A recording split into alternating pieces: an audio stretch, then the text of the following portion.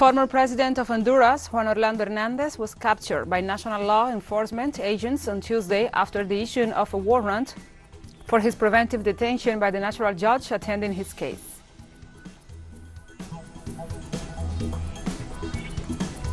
Russia declared this February 15th as the day of the failure of the Western war propaganda in connection with the announcement made by the Western powers about an alleged Russian invasion of Kiev. The UN calls on the Somali authorities to speed up and rapidly complete the elections for House of the People.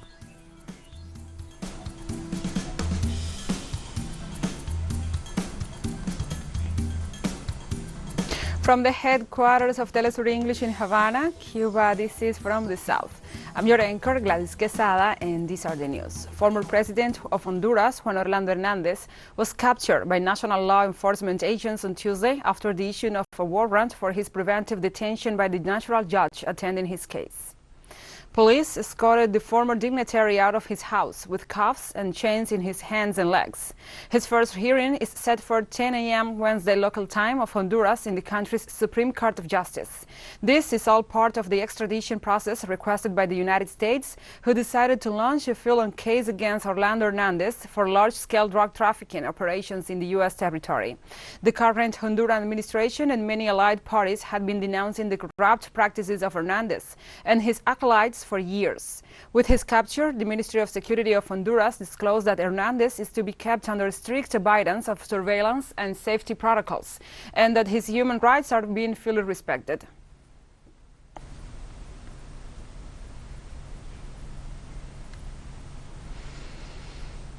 In Guatemala, the genocide trial against former General Enrique Mendoza Garcia continues, who is accused of participating in the Sofia plan that targeted the Mayan exiled people of Quiché.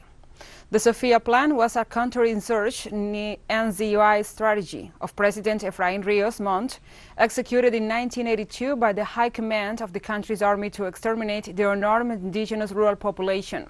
The public ministry detailed that the former General Luis Enrique Mendoza Garcia participated in the execution of such plan, massacring and assassinating the Mayan people during the military repression of the 1980s. In 1982, Mendoza Garcia was the country's chief of military operations and of the Army's General Staff during the de facto government of General Efraín Ríos Montt, who gets claims because of he could have prevented the genocide.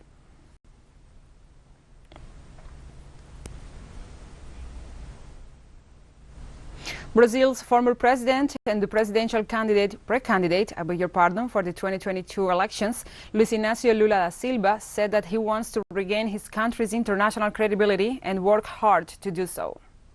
The leader of the Workers' Party, the PT, took to Twitter to express the need to rediscuss a labor policy that gives workers the right to be treated with dignity and respect and to have access to health care. We want to re-establish the rights of Brazilian workers, affirmed the PT pre-candidate, who is the favorite in the polls for the elections scheduled for October the 2nd.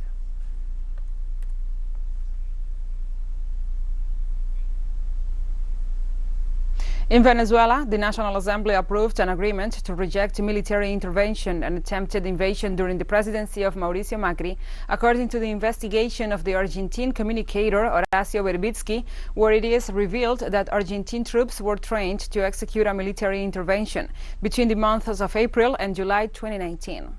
The legislator supports the denunciation made by the President Nicolás Maduro Moros, as well as adding to the request for an objective investigation of the facts. In this sense, Deputy Jorge Rodriguez, the President of the National Assembly, spoke about the moral quality of Mauricio Macri, whom he described as miserable, while highlighting the excellent relations between Argentina and Venezuela.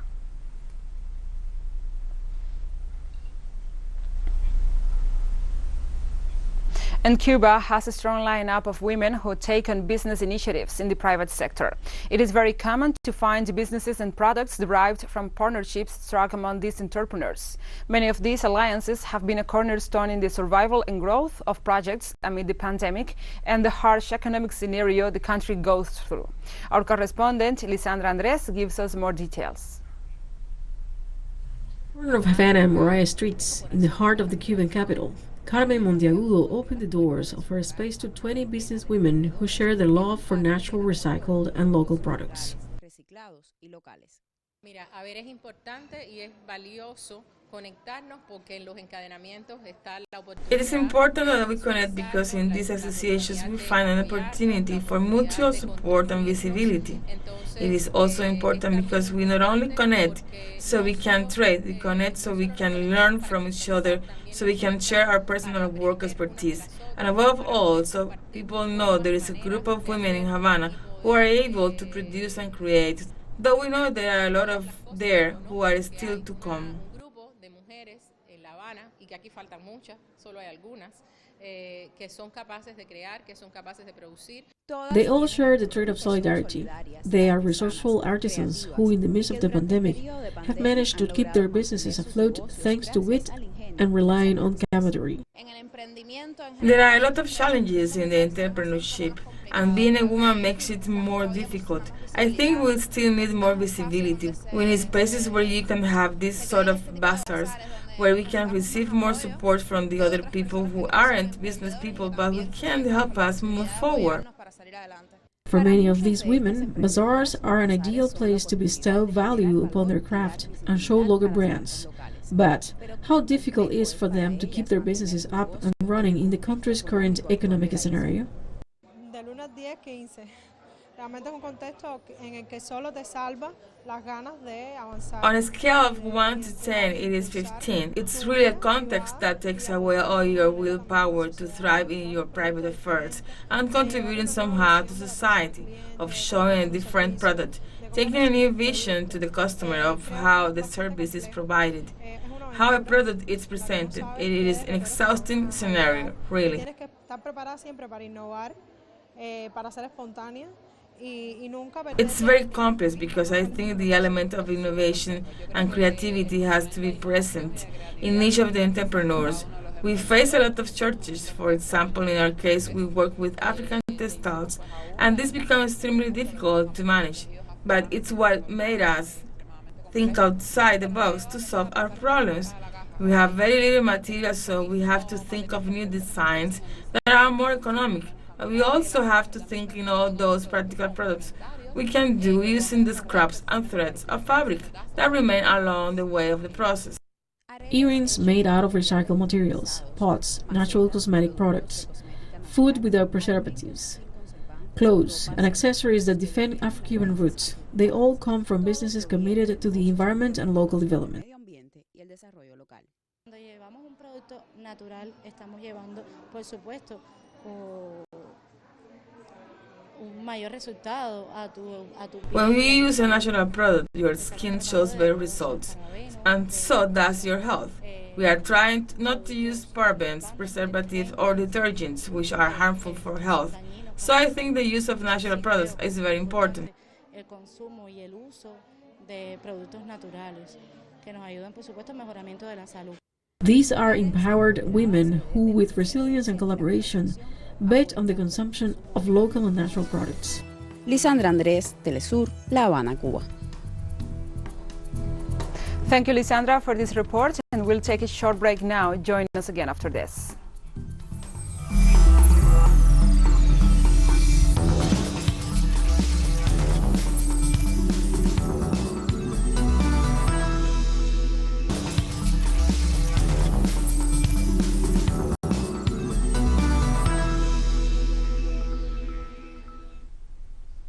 Welcome back to From the South. In a new hearing about public works executed during the administrations of Nestor and Cristina Kirchner in the province of Santa Cruz, Argentina, President Alberto Hernandez testified as a witness before the Federal Court No. 2. From Buenos Aires, Juan Carlos Bertolota expands on this. The presence of Alberto Hernandez as a witness was requested by Cristina Fernandez's defense, as well as businessman Lázaro Báez and ex-Minister of Planning Julio Debido attorneys, since Argentina's current president was a chief of staff for Nestor and Cristina Kirchner governments. Forgive me, I don't mean to be disrespectful, but I feel there is a sort of fantasy playing out, and it's that here 2 or 3 people will get together and say, let's send someone money, and that went down as if nothing happened. What I mean is that it's factually impossible. It really is. I don't want to stay out of bounds, and if I do, Your Honor, tell me so. But that's what mostly come to my attention in this trial. When I saw the decree of processing against Cristina, I was disconcerted. Chief of Staff in Argentina are in charge of the distribution of public resources, which is why Hernandez, who has in top position during the Kirchner administration, was requested as a witness of the defense. In my year as Chief of Staff, the law of financial administration was corrected and thus what was done before without any force of law passed on to have legal status when Néstor Kirchner's terms began. After 2 or 3 months or so, we have to deal with the tremendous consequence of a flood in the province of Santa Fe, and this requires financial aid, which wasn't in the budget because it was an absolutely incidental event, none foresaw it. So I had to make use of the resource of other jurisdictions to send them and assist Santa Fe. Never have administrative decisions had the purpose of benefiting someone, except in this case, where they didn't benefit someone, the people of Santa Fe. If you can understand that aiding a fluid province is a benefit, well, we intended to benefit the province. Aníbal Fernández, as Chief of Staff of Cristina Fernández Kirchner and current Minister of Security, have appeared as a witness days ago. You can even say her name, because both Néstor and Cristina were two normal presidents with an ability to see the country in such a way and worse so that it's not affecting any province, which isn't the case of the last president Macri. They tried to find alternatives that suit the solutions each province needed. So then why put her in the stand? To pick on her because truly they aren't going to find what they are looking for in any of this investigation, because what they are looking for is made up. This trio accused, among other, actual Vice President Cristina Fernández. The investigation seeks to pry into the management of 52 public works in the province of Santa Cruz, starting the year 2003. However, the defense claims this case were already looked into and the accused were acquitted, which is why the attorney said leaving aside the client's innocence, the double jeopardy principles stay the same and can be taken to court twice. Juan Carlos Bartolota, Telesur, Argentina. Now we continue to other topics. Russia declared this February 15th as the day of the failure of the Western war propaganda. This is related to the announcement made by the Western powers about an alleged Russian invasion to Kiev. According to the statements of Russian Foreign Ministry spokesperson Maria Zakharova, this date will go down on world history as the day of the failure of Western war propaganda. She also described this as misinformation the statements made by Liz Truss, the British Foreign Secretary, in which she assured that Russia was preparing a false flag operation in Ukraine, which contrasts with the peaceful atmosphere in the city of Kiev today.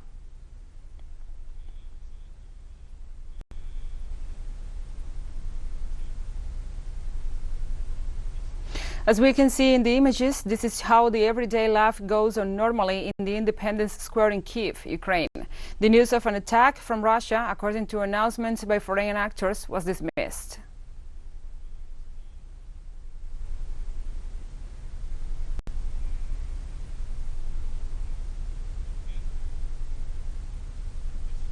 In New York on Tuesday, a United Nations spokesperson told reporters there are 2.9 million people in need of humanitarian assistance and protection in the eastern oblasts of Donetsk and Luhansk in Ukraine. Million people in need of humanitarian assistance and protection due to the 8-year-old conflict in the eastern oblasts of Donetsk and Luhansk. Our top priority now is to alleviate the people's suffering.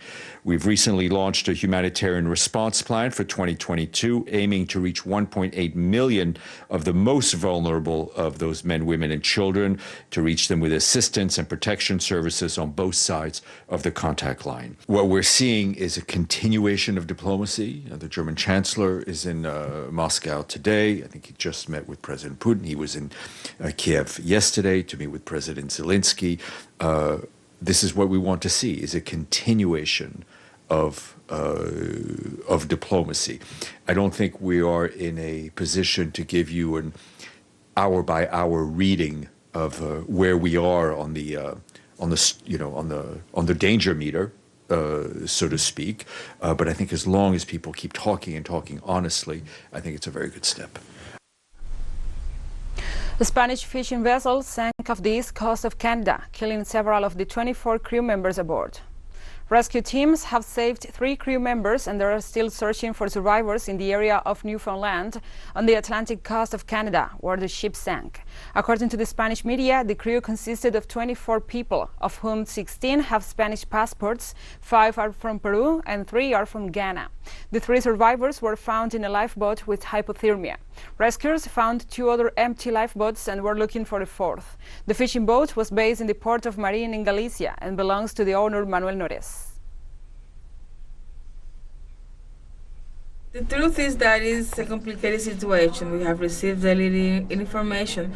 We know that the radio beacon of this vessel was triggered at around 7 o'clock in the morning, that it had 24 crew members on board, that 2 fishing boats in the vicinity went to the area, and so far they have found 3 lifeboats. There were 3 crew members alive on board one of the lifeboats. They are being evacuated by the Canadian Rescue Helicopter to the hospital. We don't have any more information. It had to be something very unexpected for so many people to disappear, because if it was something that had a waterway or that had a fire, then you would have half an hour to organize yourself to get the rafts and get onto the rafts. Normally these boats already have the hypothermia suits, put the suits on. If people didn't show up with the suits on, it was a tragedy of the moment. And we have more news coming up after a final short break, so stay with us.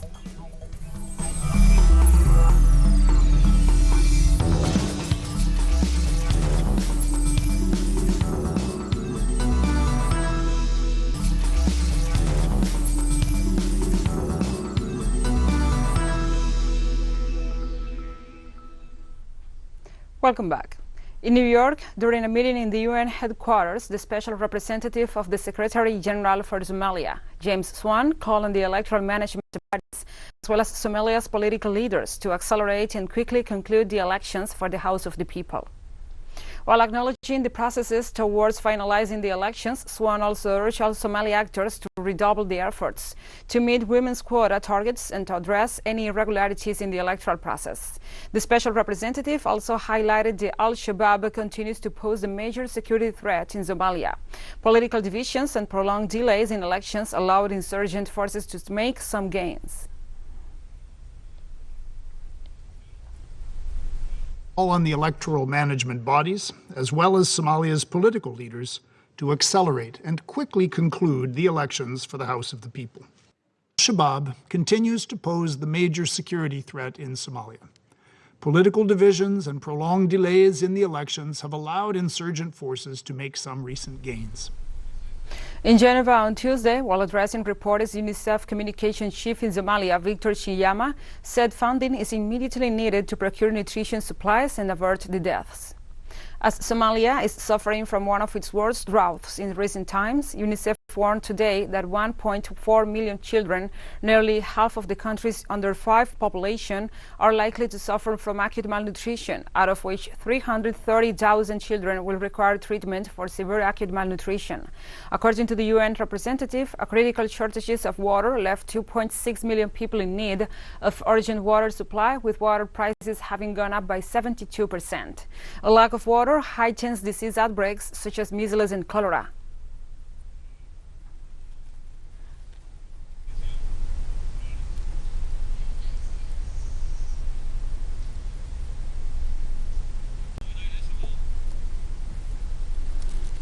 That about 4.1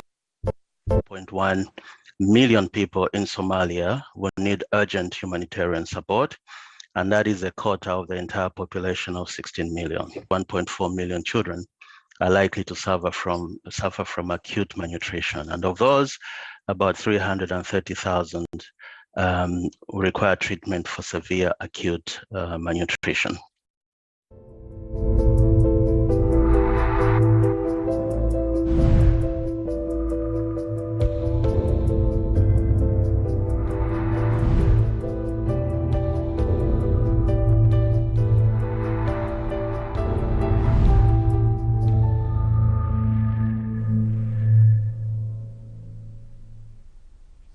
Now we move on to other topics. In Hong Kong, China, overwhelmed hospitals set up outdoor wards. More than 1,600 new daily infections were reported on Tuesday, and the figure hovered over 1,000 for March of last week.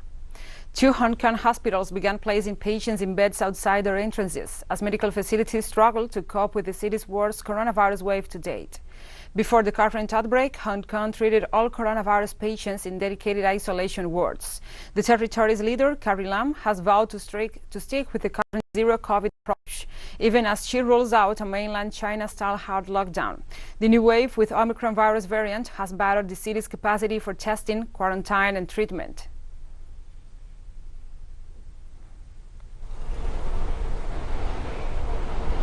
In Mexico on Tuesday, there is a third consecutive week of decline in COVID-19 cases, with figures above 40% and even the last one of 48%. In a press statement from the National Palace, Subsecretary of Health, Hugo López-Gatell, explained that the intensity of occurrence in the new cases is below previous levels and only 1.6% are active, as opposed to 8.9%, which was the maximum reached in the current fourth wave. He also noted that in terms of optimizing the treatment of the pandemic, a clear reduction in hospitalizations is observed, with fewer people to treat per available bed. Mortality also fell with a sustained tendency in the 32 federal entities, including the capital.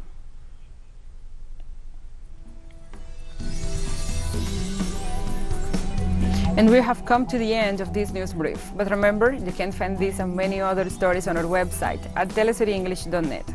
And also, if you feel so inclined, please join us on social media for all the latest news. We are on Facebook, Twitter, Instagram, and Telegram. For Telesur English, I'm Gladys Quesada. Thank you for watching.